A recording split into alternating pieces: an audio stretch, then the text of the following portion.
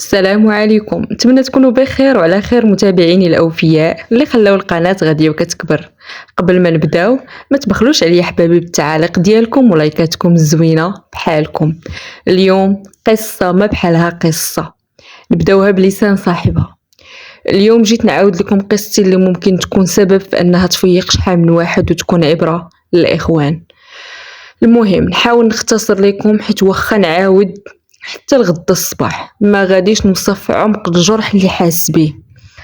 انا خدام بلا ما نذكر نوع الخدمه، المهم الصالير مزيان الحمد لله، ومزوج عندي وليد وعاد زادت عندي بنوته.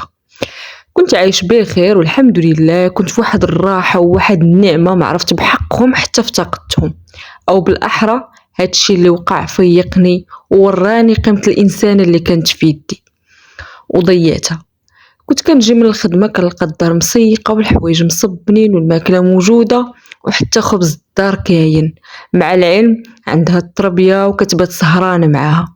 وعمرني سمعتها كتنقر ولا كتشكى مره كتقول لي هاد الفنكوشه ما نساتش وما نقصش معاها بالضحك وباللعب، وانا ما كانش كيبان ليا داكشي كامل، كنت كنشوف فيها غير الحاجات الخايبين. وكنقول لها مالك وليتي هكا صفرة، مال سنانك ولاو حالتهم، مالك ضعافيتي.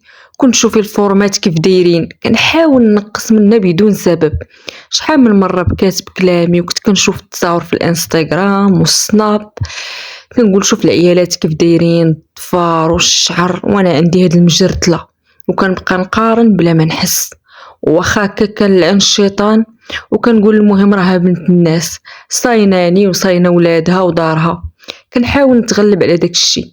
شي مرات كنشوف البنات اللي معايا كيهضروا مع رجالهم كيتغزلوا بالكلام الحلو، كنقول نصوني حتى انا للمدام ونشوف شنو كدير. مره لقيتها مع الدراري كتبدل ليهم، ومره اخرى لقيتها مجرتله بالعجينه. قلت لها مالك على حالتك نجيبوا الخبز؟ قالت لي ما يهونش عليا نوكلك من الخبز ديال الزنقه، نوكلك غير خبز الدار يا العمر. وخسرت التعابير ديال وجهي وقطعت عليها. عاد بالها هذا هو الغزل، والو ديما كنبقى في المقارنات وكنشوف العجب في الزنقه وكنتشهى حتى انا تكون عندي بحال هادي وهادي وهادي. كانت الشهوه طاغيه عليا، ما كنتش عارف بلي راني كنهدم حياتي نهار على نهار. المهم درت فيس ودخلت فيه البنات حتى طحت في واحد ختنا شبعاتني كلام حلو، وليت كنعطيها المصروف اللي ما كنعطيش لمرتي ولادي. وكنشكي عليها من مرتي وكنقول لها موسخه، وحتى من البيتزا كتصايبها غير في الدار كتبغيش ديال الزنقه حيت كتخاف عليا من ماكله الزنقه، وكنقلبوها ضحك. وليت كنضحك على مراتي مع هادي اللي يلاه عرفتها وولينا كنتلاقاو يوميا. نمشيو غير لبلايص الغالين واكيد انا اللي كنخلص. كتجي عندي الريحه اللي دايره كتوقفني في يومين، وليت غير تابعها كل نهار في قنت. ومولات الدار مسكينه ندخل نلقاها كدير الغدا ولا كتعجن، كتقول لي نقتصدوا شويه راه الشرا ديال الخبز يقهرنا. وما عمرني سمعت منا فين كنتي تعطلتي ولاش هاد الوقت. المهم بقيت على هاد الحال اكثر من شهر حتى لذاك النهار المنحوس. دخلت ندوش وخرجت من الدوش لقيتها ساهيه فيا والدموع شلال في عينيها. ما هضراتش معايا، نقولها مالكي ما جاوباتش. مشيت سدات عليها وصافي. مشيت هزيت التليفون لقيتها مفتوحه على اخر محادثه بيني وبين الاخرى اللي كانت معايا. طلعت معايا السخونيه ومشيت عندها قلت لها خليني غير نشرح ليك. ما هضراتش معايا وما شافتش فيا. صافي مشينا نعسنا، ما نعساتش حدايا، هزات حوايجها ومشات للبيت الاخر ودات الدراري. الغد ليه مشيت الخدمه، اتصلت بيا اختنا قلت لها شنو بان لك نبقاو بجوج ولكن ما نبقاش نعطيك المصروف ولا نخرجوا لدوك البلايص بركه غير الدار. عرفتوا شنو دارت؟ بلوكاتني تم ما عطلاتنيش، دمراتني ومشات في لحظه. وما نكذبش عليكم الصراحه هاد الشهر اللي دوزت معاها صافي بحال غير كنت مشهي شي فاكهه وكليتها. طلع ليا كل شي في راسي ولا كيبان ليا بلي حنان والدفء كاين غير في الدار. المهم بلوكيت ختنا وبقيت كنتسنى وقتاش تسالي الخدمه ونمشي بحالي ونشري شي كادو ونطلب السماحه، واخا عييت نطلبها البارح. مشيت للدار ولقيتها جالسه في البالكون، عطيتها الكادو وما شافتش فيه.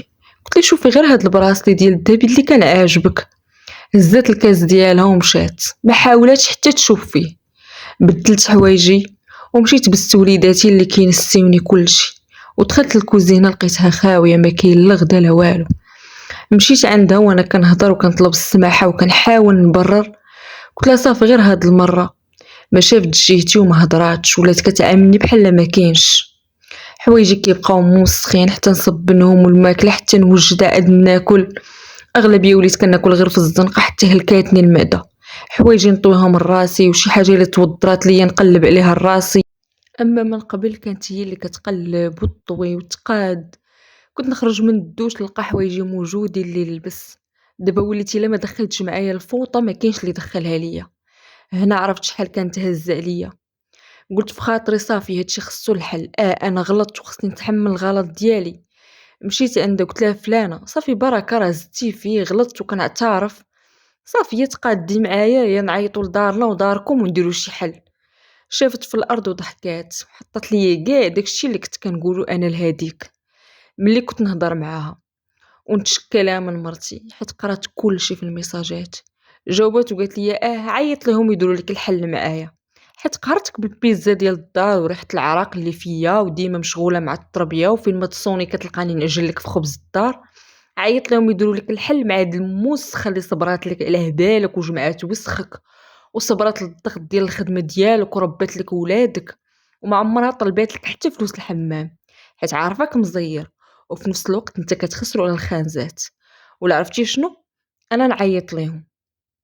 حيدت ليها التليفون من يدها وما حسيتش براسي حتى هبطوا دموعي. اخوتي ندمت بزاف ولكن فات الحال.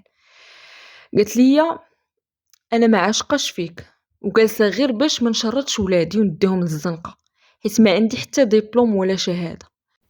بقيت كنطلبها ونرغبها باش تسامحني، وما خليت ما جبت وما شريت ليها والو، وكانني ما كاينش. شحال من مره كنجي كنلقى الدار خاويه، كتخرج هي والدراري وما تقول لي لا فين ولا معامن. من قبل كانت كتخرج غير للحانوت كتعلمني وتشاورني في الصغيره والكبيره، لدرجه شحال من مره كنت كنقمعها وكنقول لها واش انا سوقي؟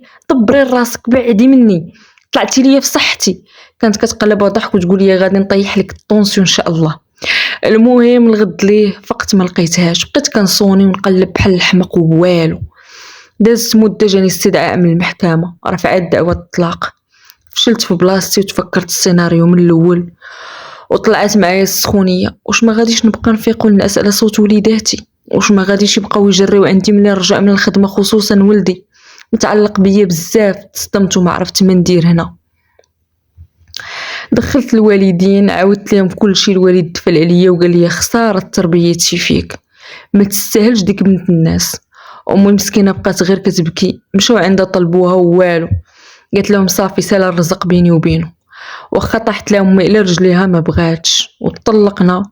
وكنشوف وليداتي بالوقت القانوني. من قبل كنت كنشوفهم كل نهار وما كنتسوقش ليهم تبع الخانزات والشهوات. دابا وليت كنتمنى غير نهار في الحياه اللي كان عندي من قبل ما لقيتوش، واللي جسد بلا روح غير عايش وصافي. توحشتها بزاف وتوحشت ضحكتها ودمعتها ملي كان كيطلع ليها الدم، ولا كتعيا كتجي تكا عليا وتبكي. دابا ما عرفش شنو تكون كدير ولا من كتشكى. تمنيت رجع الزمان اللور والله ما نضيعها ولا ندير اللي درتو. توحشت صوت الغوات ديال وليداتي، وملي ندخل يطير عليا ولدي بتعنيقه بابا جا بابا جا.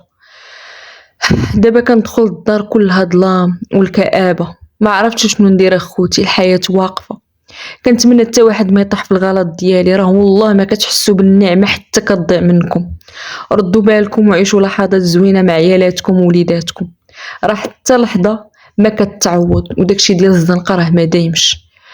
نتمنى تكون عجبتكم القصه، وما تنساوش تشجعوني وتبارطاجيو القصص مع احبابكم وصحابكم، ونتلاقاو في قصه اخرى باذن الله.